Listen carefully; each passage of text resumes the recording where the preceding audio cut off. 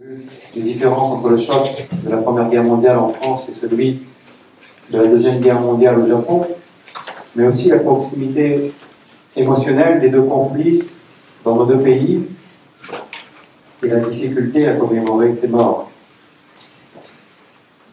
Le professeur Audouin Rousseau et le professeur Takahashi ont tous les deux insisté sur la question de l'utilisation du passé et de l'histoire par l'État afin de restaurer son prestige. Et également, dans l'exposé du professeur Takahashi, a souligné la question de la nature des participants, notamment des participants coloniaux. Je vais donc maintenant laisser la parole aux deux intervenants afin de réagir l'un et l'autre à leurs deux interventions. Je vous laisse donc la parole, peut-être en commençant par le professeur Audouin Rousseau. Merci beaucoup. Je crois que les deux exposés se retrouvent par leur perspective critique, et en même temps, cette perspective critique ne porte pas du tout sur les mêmes objets. D'abord parce que, comme vous l'avez dit, pour le Japon, la mémoire de la Seconde Guerre mondiale a donc absorbé la mémoire de cette autre guerre, alors que le cas français est inverse. C'est plutôt la mémoire de la Première Guerre mondiale qui a absorbé la mémoire des guerres précédentes et suivantes. Ce qui fait de la France une situation très originale par rapport à d'autres pays européens comme le Royaume-Uni ou l'Allemagne. Donc la situation est tout à fait dissymétrique ici, me semble-t-il, entre le Japon et la deuxième remarque que je voudrais faire et qui fait la différence entre nos deux perspectives, c'est que, au fond, elle est liée à la signification donc de la mort à la guerre, dans le cas du Japon, à travers notamment le Yasukuni, c'est un expert, et dans le cas de la différence avec le cas français. Il me semble, si je vous ai bien entendu et bien lu, surtout dans votre livre sur le Yasukuni, qu'au fond, pour vous, la commémoration des morts au Japon, à travers notamment le sanctuaire, Yasukuni, repose sur toute une série de mensonges. De mensonges emboîtés, à la fois des mensonges historiques sur la réalité de la mort, et des mensonges aussi sur le sens que l'on peut attribuer à la mort pendant la Deuxième Guerre mondiale, mort au combat ou non. Donc, un emboîtement de mensonges dont on comprend très bien, peut-être de l'extérieur, qu'il est impossible d'en attaquer un sans remettre en cause tout l'ensemble, puisque c'est un édifice qui se tient en lui-même. C'est sans doute une des difficultés pour quelqu'un comme vous. Alors que, il me semble que la commémoration de la mort à la guerre en France, dans les années 20 et 30, ne repose pas sur un mensonge, une série de mensonges, mais sur une illusion. Et c'est tout à fait différent. D'abord, vous l'avez dit très bien vous-même, les morts à la guerre français sont des morts en situation de défense du pays. Et on ne pourrait rien comprendre au patriotisme français de la Grande Guerre si on oubliait cette dimension défensive. C'est l'Allemagne qui déclare la guerre à la France, et c'est l'armée française qui fait face à une invasion qu'elle ne peut pas finalement repousser définitivement jusqu'à l'automne 1918. Et la deuxième chose, c'est l'illusion dont je parlais. Elle est liée, je crois, à la question centrale de ce qu'on appelait en France la der des der, c'est-à-dire la dernière des dernières des guerres. Cette idée très forte que pendant la guerre elle-même et au cours des années 20, que la Grande Guerre avait mis fin donc, à la guerre comme moyen de résoudre les conflits entre États européens, voire extra-européens. Cette idée, donc, qui est une idée profondément religieuse, qui est une forme de millénarisme, qui est une eschatologie, que les Français en particulier, avec leurs alliés, donc, dans leur sacrifice, avaient mis fin à la guerre elle-même, au phénomène guerrier lui-même. Cette illusion qui, progressivement, est battue en brèche, bien sûr, au cours des années 30. Et donc, on est là dans une situation, là aussi, profondément différente, qui explique, je crois, que les morts de la Grande Guerre en France peuvent toujours être commémorés. Ils peuvent toujours être commémorés sans que, au fond, se mêlent à la commémoration ces formes de mensonges d'État dont vous parlez dans votre ouvrage et que vous venez de rappeler.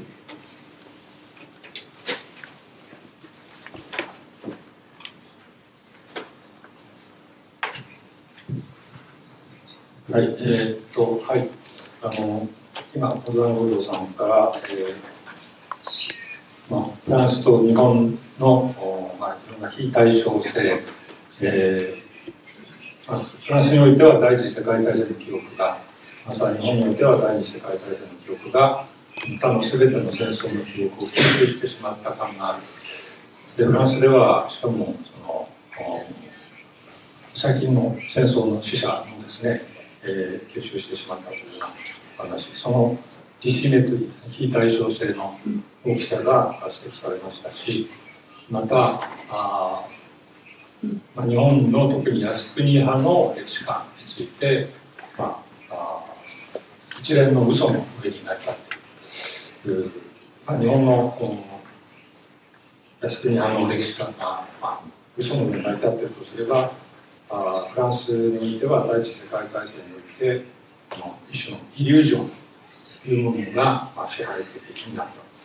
というお話があったと思います。前者の点は私も指摘した通りなんですけれども、後者の点について言いますとですね、今日の私の話でもその点に関係があったんですけれども、戦後日本の国、政府、国家の公式的な戦争に対する見解というものは、靖国派と靖国神社のような歴史観と全く同じではありえなかったわけですね。靖国神社はかつての戦争、植民地支配等々、日本軍の行為を基本的に全て正当なものであったというふうに考え、したがっていわゆる帝国の戦争というものを断罪した東京裁判というものを否定するという形になった、わけですけれども、しかし日本政府はそのような立場は取れない。なぜならば日本が敗戦後サンフランシスコ講和条約で主権を回復し国際社会に復帰するときに東京裁判の判決を受諾しています。さらには1994年戦後50年の年になってようやくということではありますけれども、日本の首相、当時の村山首相がですね、談話を発表して、日本が植民地支配と侵略によって多くの国々、とりわけアジア諸国の国々の人々に、アジア諸国の人々に多大の損害と苦痛を与えた。これは疑うべくもない歴史の事実であるという談話を発表しました。靖国神社の歴史観はいわば歴史修正主義ですので、これを政府が公的に取るわけにはいかない。にもかかわらず政府は、にもかかわらずといいますか、ある意味でその意味では靖国神社の方が非常にすっきりした歴史観を持っているわけですけれども、つまり私が今日指摘しましたいくつかのその問題点について全くつまずいていない、それを考えていない、逆に言うとそういうことを全く無視できない国としてはですね、靖国神社のような歴史観は取り得ない。したがって、常に限りなく戦争の性格を曖昧にして、そして、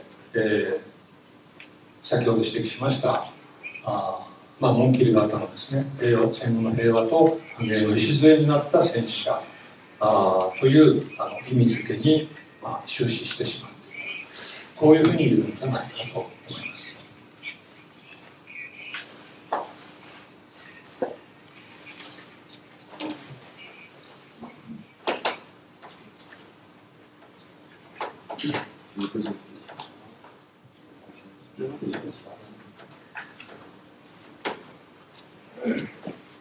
Professeur Rodin-Razo, est-ce que vous souhaitez réagir ou est-ce que vous voulez...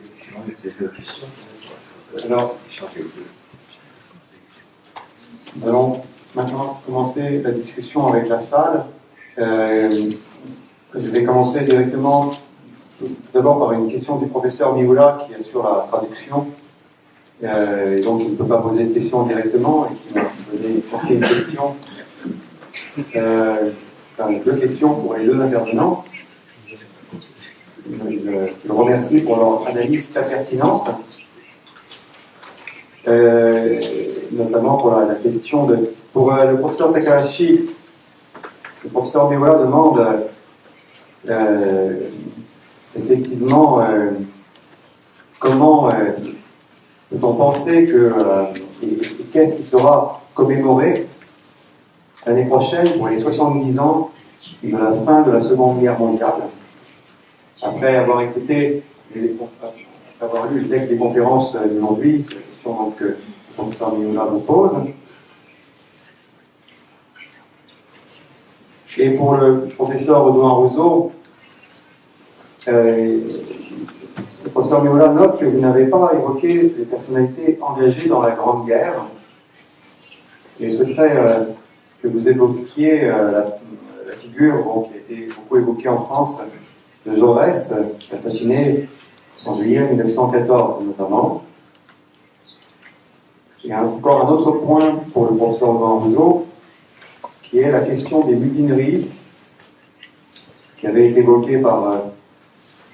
le Premier ministre Jospin.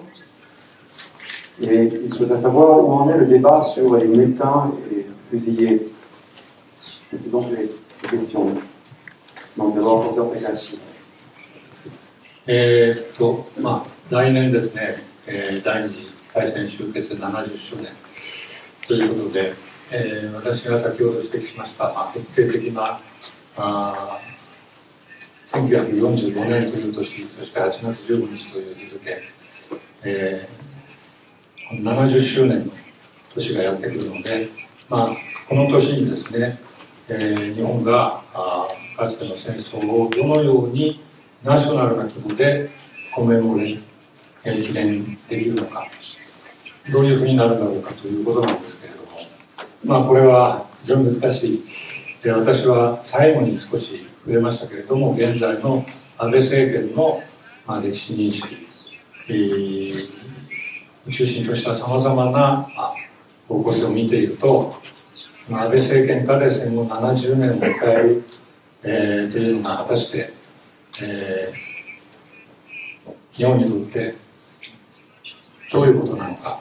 私はもしかすると大変不幸なことになりかねないというふうに思っています。繰り返しますが、日本の政府は政府である限り国際的な関係がありますし、靖国派のような歴史観をそのまま採用することはできないはずですし、これまでそういうことは実際できませんでした。しかし安倍首相と安倍政権の中心になっている人々の間では、まさに靖国派のような歴史観を持っている人たちがほとんど占めているわけですね。靖国派の歴史観が今、政権を取っていると考えられます。したがって、今その安倍政権と、戦後のいわば基本的な歴史観との間でこの葛藤が行われているわけで、安倍政権で先ほど引用しました村山首相談話とこれまで日本政府が認めてきた歴史認識というものを根本的に見直してですね、新しい首相談話を出すとか、そういうことは語られていますけれども、そういうことになった時には私は、さらに中国、韓国と周辺諸国との圧力が強まることは間違いありませんし、アメリカとの関係も悪化するのではないかと、そういうふうに考えています。おそらく戦後70年、安倍政権が政権としての独自性を出そうとすれば、その記念行為というのは失敗に終わるのではないかと思います。そうでないとすれば、おそらくこれまでと同じような形でかなり曖昧な記念ということに、結局はとどまってしまうのではないかと、そういうふうに考えます。それぐらい今日本が国として歴史認識について問われている、また置かれている状況というのは微妙なところに来ている、非常に危うい状況であると私は思っています。戦後70年が最悪の結果にならないように念じています。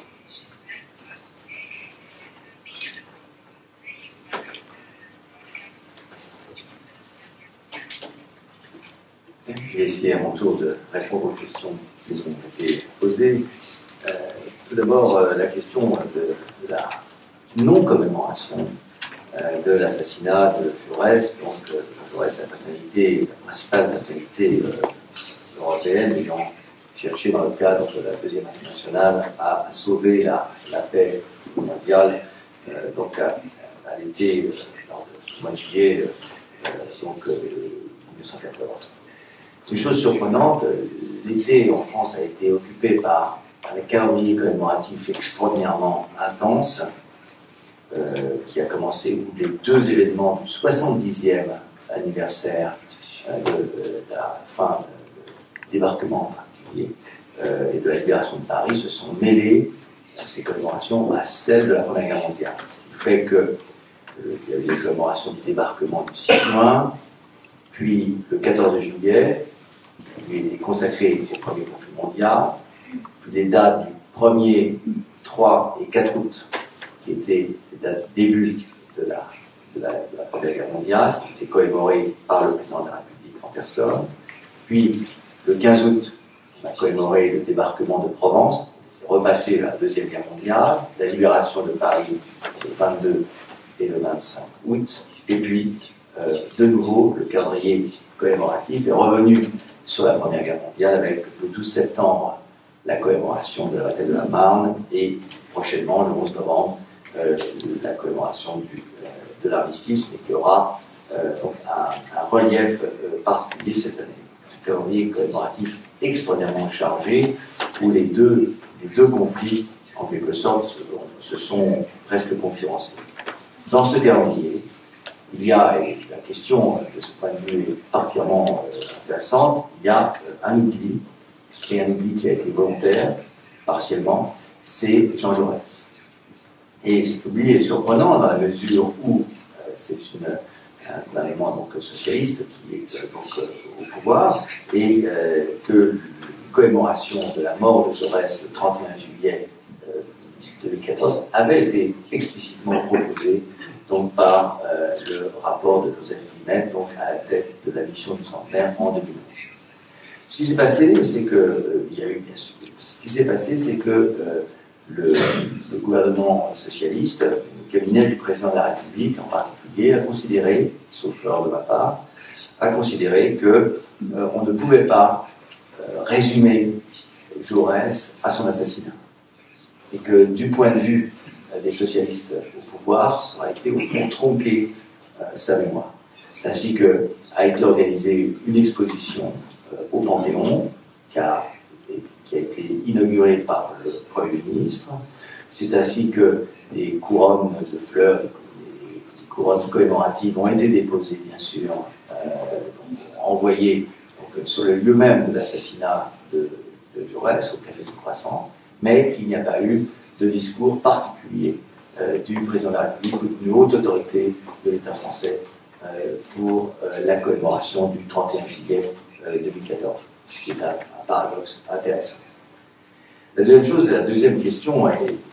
question très difficile également, qui a été une question difficile, mais qui ne l'est plus, c'est celle des fusillés, ce qu'on appelle en France les fusillés pour l'exemple,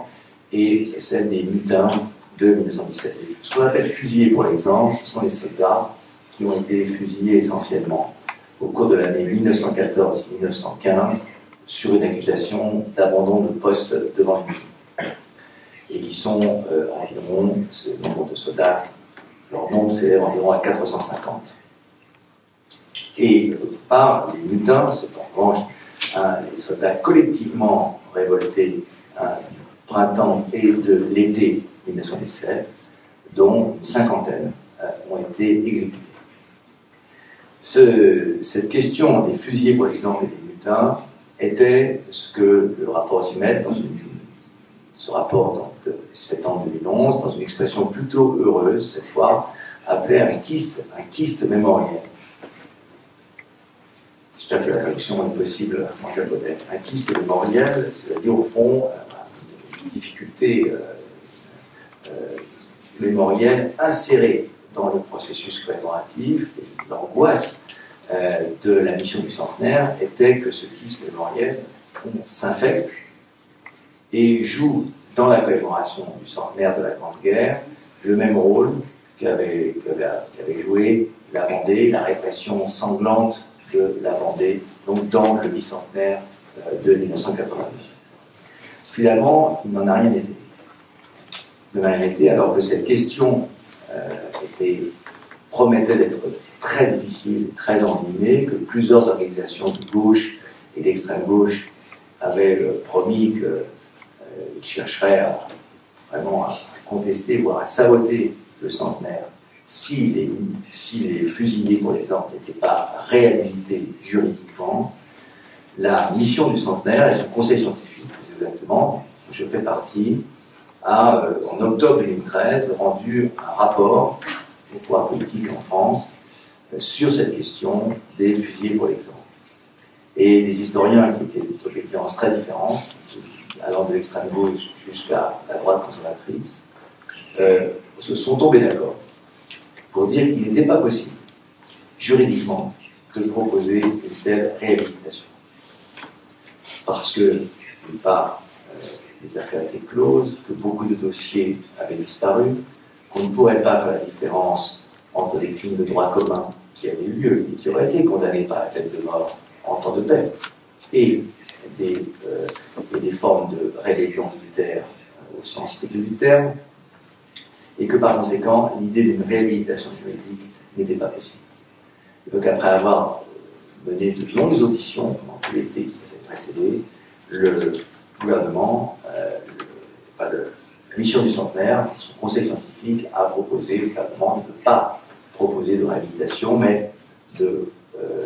permettre un geste symbolique par un monument qui serait érigé dans l'hôtel national des Invalides, c'est-à-dire à l'emplacement même de la commémoration officielle de la Première Guerre mondiale à Paris. Et ce rapport a été bien reçu dans l'ensemble de l'éventail politique et culturel français. Et donc la question des fusillés, par exemple, n'a pas joué ce rôle de piste mémorielle que l'on pouvait craindre qu'elle joue. De ce point de vue, la question, au fond, n'est plus posée aujourd'hui en France dans le cadre du centre. Merci pour vos réponses. Nous allons prendre les questions de la salle et d'abord une question de Christophe Marquet. Merci beaucoup pour vos deux interventions. Sans vouloir effleurer la conférence de demain, j'aurais aimé avoir votre opinion sur deux choses. C'est d'abord que vous nous parliez un petit peu de ce mémorial de Péronne, dont vous êtes le président du comité du centre de recherche, et parallèlement de votre visite, vous avez fait donc hier ou avant-hier au Ouliassouni et surtout à son musée attenant. Donc comment vous avez perçu ce musée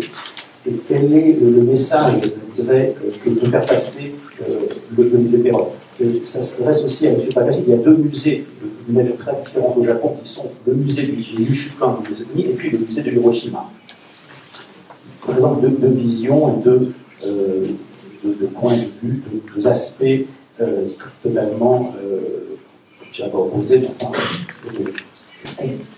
je sais que ça va être le sujet de demain, mais ce serait quand même intéressant, je pense, pour le public japonais, de parler un peu de Pérote. Et tenter de le faire, effectivement, c'est le sujet du conférence de demain, mais qui n'aura pas lieu à la maison franco-japonaise. L'histoire de Pérote est un musée qui a ouvert ses portes en 1992. Donc, il se trouve, c'est un musée de site, un musée sur les champs de bataille, la bataille de la Somme, qui sont la plus grande bataille, non seulement de la Grande Guerre, mais la plus grande bataille du XXe siècle, par les pertes en particulier qu'elle a occasionnées, des pertes qui s'élèvent environ tués, blessés et disparus à 1 200 000 hommes, si on compte la totalité des belligérants qui s'affrontent entre la fin du mois de juin et le mois de novembre 1916. Et donc ce musée, je m'occupe effectivement de son centre de recherche, qui n'est pas un musée qui se trouve ici de la même échelle que le Yasukuni. C'est un musée, on pourrait dire qu'il prenait acte au début des années 90 que la Grande Guerre était terminée. Au sens où il était désormais possible d'élaborer un discours muséal commun, en particulier entre les trois anciens belligérants du front occidental, Allemagne, France et le Royaume-Uni. Et la première chose qui me frappe, parce que je m'intéresse effectivement à la muséographie, et sous la direction d'Arminanta, j'ai eu le plaisir effectivement il y a 2 jours de visiter trop brièvement malheureusement le Yasukuni, et le musée effectivement qui lui est attenant, la première chose qui me frappe, c'est que un musée comme celui de Péronne est un musée qui se voulait, qui se veut international, où il y a une stricte égalité de traitement entre les 3 principaux belligérants du front occidental, qui est en même temps ce qu'on appelle le front décisif dans la Première Guerre mondiale, les 3 plus grandes puissances européennes qui s'affrontent, qui sont en même temps les 3 puissances mondiales, donc Allemagne, France, Royaume-Uni. Et il n'y a pas d'accent particulièrement français. On peut, un visiteur allemand, un visiteur britannique, est à égalité avec un visiteur français, à la fois par les objets exposés, par la langue parlée, puisqu'il y a les trois langues sont rigoureusement à égalité, et par la perspective historiographique, puisque c'est un comité d'historiens international qui a mis au point le discours muséal au début des années 90. Ce qui m'a frappé en tant qu'historien et aussi en tant qu'historien sensible aux questions de muséographie au Yasukuni, c'est que nous sommes dans un musée qui, au contraire, est entièrement national. C'est un musée qui s'adresse, qui traite des Japonais exclusivement, et leurs adversaires sont absents. Les adversaires du Japon, pendant les différents conflits qui sont traités, ces adversaires sont absents, je crois, totalement absents. Pas un seul objet, pas une seule photographie, pas une seule relique. C'est évidemment extrêmement impressionnant. Et c'est une idée que je soumets au professeur Takahashi, c'est cette nationalisation, au fond, du discours historique. Un discours historique qui, en dehors, ne parlant pas le japonais, j'ai pu lire une partie des notices en anglais, un discours, effectivement, indiscutablement, intelligemment, mais enfin, discrètement et intelligemment nationaliste, entre guillemets, au moins au sens où on peut l'entendre en France. La deuxième, voilà, je crois que c'est ça surtout qui m'a frappé. M'a frappé aussi une muséographie finalement très classique, très classique sous forme au fond de vitrines, avec des vitrines très mélangisées, cartographie, de notices et d'objets. Mais c'est une muséographie qui pourrait être contestée également du point de vue muséal. C'est ce qui m'a également frappé. On pourrait avoir une muséographie beaucoup plus dynamique, notamment sur le plan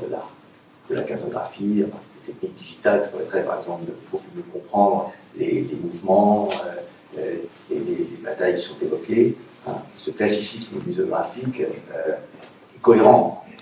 me semble-t-il, avec le classicisme de la vision qui est strictement japonaise. Le fait aussi, la disproportion entre la langue japonaise d'une part et l'anglais d'autre part, qui n'est disponible que peut-être dans 10% environ des textes qui sont présentés au public, montre que, au fond, là, ce n'est pas d'abord un public international que s'adresse le musée, mais prioritairement à un public japonais. Donc c'est une atmosphère muséale complètement différente et de ce point de vue extrêmement intéressante, je trouve, à expertiser par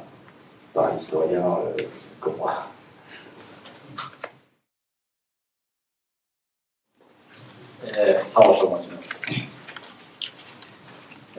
靖国神社とフランスの記念の仕方の問題ですが、日本の場合は靖国神社で慰霊をするんですね。魂を慰めるという。それがまた各県でも護国神社で慰霊するんですね。そして一人一人は各家庭でまた仏教方式、仏式あるいは神道方式で慰霊するんですね。でこの魂の慰霊ということにおいて靖国神社でやるのであって、しかもこれは日本では遺族会っていうのがありまして、その戦死者の遺族が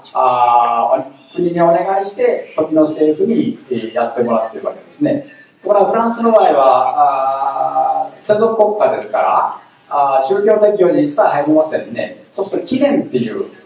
ことになります。そうすると記念となると何を記念するかということが大問題になってくるんですが、日本の場合は戦争の意義とかですね、そういうものは問わないんですね。ただ慰霊者を慰めるというところが大きな要素なんで、餓死した人は一層悲しい、一層気の毒だと言って、戦死者以上にですね、同情の念を催すんです。その魂詰め、魂っていうものがあることとないことで、フランスと日本は随分違うと思うんですが、いかがでしょうか。Je vais tenter de commencer. Je ne suis pas, je connais trop mal le Japon. J'ai vécu mon premier séjour pour pouvoir répondre aisément à la question numéro 1 que vous m'avez posée, monsieur. Apaiser l'âme des morts et apaiser le pays, je crois que c'est le sens du terme Yasukuni, si j'ai bien lu le professeur Takahashi. Il me semble que, effectivement, le sens de la commémoration en France, en Europe, aux États-Unis, à partir de la seconde moitié du XIXe siècle et autour de la Grande Guerre ou après la Grande Guerre,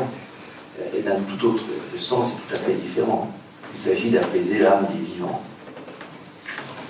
Il s'agit d'apaiser l'âme des survivants, des vivants, des familles. Le sens profond, je crois, de la commémoration de la mort à la guerre après le premier conflit mondial. La construction des grandes nécropoles qui existent toujours, françaises, allemandes, britanniques, qui se trouvent sur le sol français. La construction des grandes nécropoles, la mise en place de monuments aux morts dans tous les villages de France, mais aussi d'Angleterre et de beaucoup de localités allemandes également, de même en Italie. Cette innovation très surprenante de la Grande Guerre qui est celle des soldats inconnus, les deux premiers soldats inconnus sont le soldat inconnu français et britannique en 1920, mais ils sont suivis ensuite par le soldat inconnu italien, etc. Et jusqu'à la fin jusque dans les années récentes, les dominions de l'Empire britannique sont venus chercher un soldat inconnu sur le territoire français. Donc cette grande innovation mémorielle que sont les soldats inconnus, tout ceci avec pour sens d'apaiser l'âme du vivant, d'apaiser le deuil de masse. Je crois, et c'est une question d'ailleurs que j'aimerais poser aussi au professeur Takahashi, qui a fait aussi moi-même beaucoup de questions, mais on a peu de temps pour les poser, c'est dans quelle mesure le Japon, après 1945, est une communauté de deuil, ou une communauté en deuil. Indiscutablement, la France, après 1918, est une communauté de deuil, de même que le Royaume-Uni ou l'Allemagne, qui sont les pays où les pertes ont été les plus importantes par rapport à la population globale. Et donc on est là devant des procédures commémoratives, nouvelles, qui ont pour but, je crois, de donner sens à la douleur individuelle, de donner sens à la souffrance de la perte individuelle, en la faisant passer à un niveau collectif. La question que je me pose comme historien, c'est de savoir si cette opération de collectivisation de la souffrance personnelle a marché, a fonctionné ou non. Je ne suis pas persuadé qu'elle ait fonctionné. Je pense que dans le cas français, britannique ou allemand, on a interdit le deuil personnel, donc dans les familles en particulier, et les 2 tiers des familles françaises, je le rappelle, étaient en deuil, et que, au fond, de cette manière, cette collectivisation du deuil, dans son aspect très spectaculaire, a peut-être approfondi le deuil beaucoup plus qu'il ne l'a soulagé. Et s'il y a encore un deuil si présent en France aujourd'hui autour de la Grande Guerre, c'est peut-être justement parce que le deuil personnel a été absorbé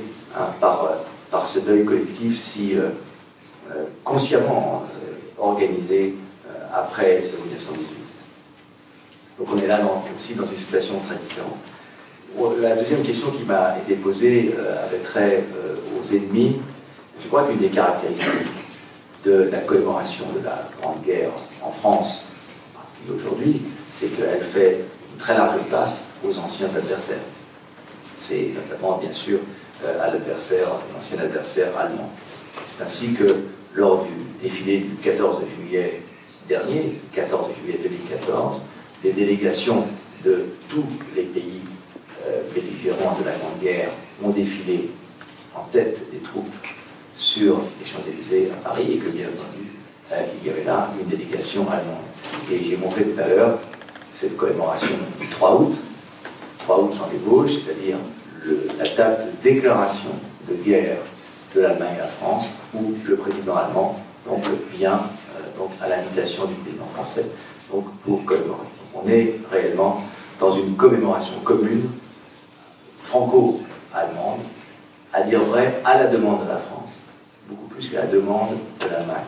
Les Français ont souvent beaucoup de mal à comprendre que la Première Guerre mondiale n'a pas la place dans la culture allemande qu'elle a dans la culture française. Car là, nous nous retrouvons dans une situation plus proche de celle du Japon. Il y a le second conflit mondial et évidemment la culpabilité éventuelle liée à la responsabilité de la guerre. La conférence, nos propos auraient été moins dissymétriques si j'étais un historien de l'Allemagne, par exemple, ou un historien allemand parlant de la commémoration des morts à la guerre en Allemagne après 1945. Ensuite, la troisième question qui m'a été posée est très difficile. Quel sens de la mort à la guerre, si je l'ai bien compris, aujourd'hui? Dans le cas des soldats de la Grande Guerre, la question était simple. Ils étaient morts pour la patrie, certes, pour sa défense, et ils étaient morts pour la paix définitive. Je le disais tout à l'heure. Aujourd'hui, évidemment, c'est toute la difficulté d'assimiler les soldats français morts en opérations extérieures, comme on dit, qui ne sont pas donc des guerres, des opérations extérieures, de les assimiler en quelque sorte aux soldats français en appelant leur nom au jour du 11 novembre devant la tombe du soldat inconnu sous l'arc de triomphe. Je crois que les soldats et leurs familles parlent peu de la mort à la guerre aujourd'hui. L'armée est une armée de métier aujourd'hui en France, une armée, c'est une société qui est finalement très enclavée. Cette idée d'une mort pour la patrie reste, je crois, très présente. Je ne sais pas si elle est ressentie profondément comme telle, mais en tout cas, c'est, me semble-t-il, le discours qui domine, dans le sens qui est donné à la mort au combat aujourd'hui, une mort qui reste finalement très exceptionnelle. Et c'est là que l'on voit à quel point la mort à la guerre a basculé entre la Première Guerre mondiale ou même la Seconde et les conflits d'aujourd'hui.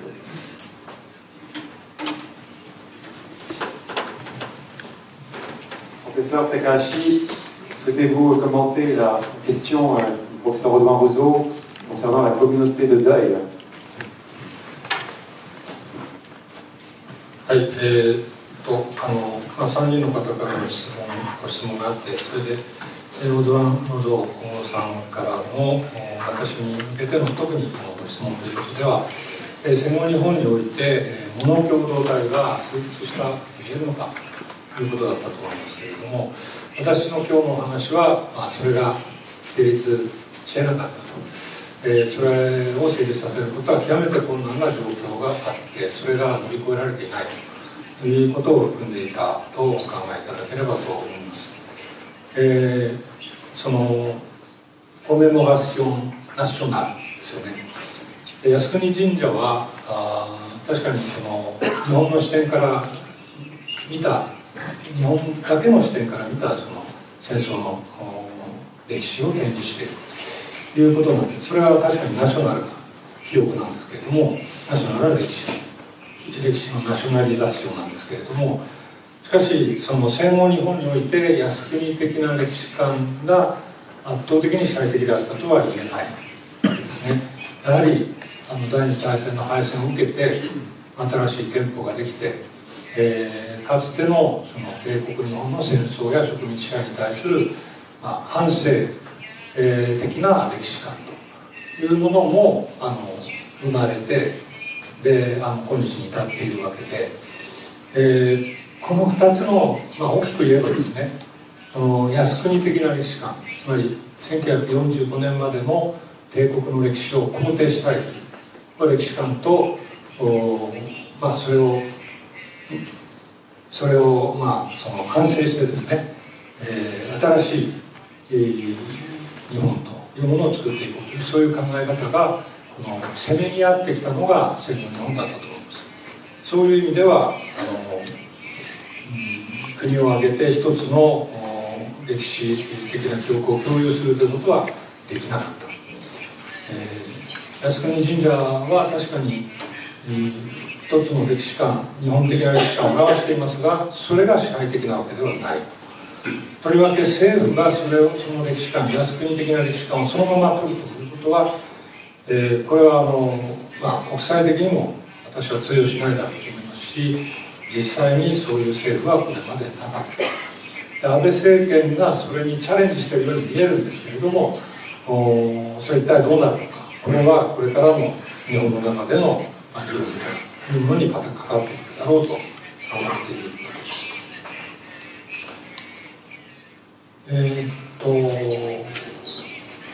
そうですね。もう一点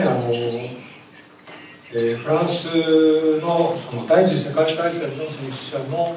意味付けは、国の防衛のために人事だという、比較的この分かりやすい意味付けしやすいんだけれども、とりわけ最近の戦争での死者は意味付けが困難だとおっしゃいました。で、今日本ではですね、憲法の第9条によって日本の自衛隊は海外での武力行使をしないということにこれまでなっていたんですが、その枠をいわば外してですね、アメリカという同盟国との関係で集団的自衛権を行使するということを認めようという、安倍政権がそういう流れを作っているわけです。でもしも集団的自衛権の行使、つまりアメリカという同盟国との集団的自衛権を行使するという形で日本の自衛隊が海外で武力行使をするということになっていきますと、フランスと同じような事情が生じてくる、ということが考えられるわけですね。そうなった時には一体その戦死者、自衛隊の戦死者は何のために死んだのか、この意味付けは極めて難しくなってくるだろうというふうに思います。似たような事情が今生じていると。Voilà, merci encore beaucoup, Monsieur Noireau, Monsieur Bakassi, pour vos interventions et pour votre présence ce soir très nombreuse. Merci.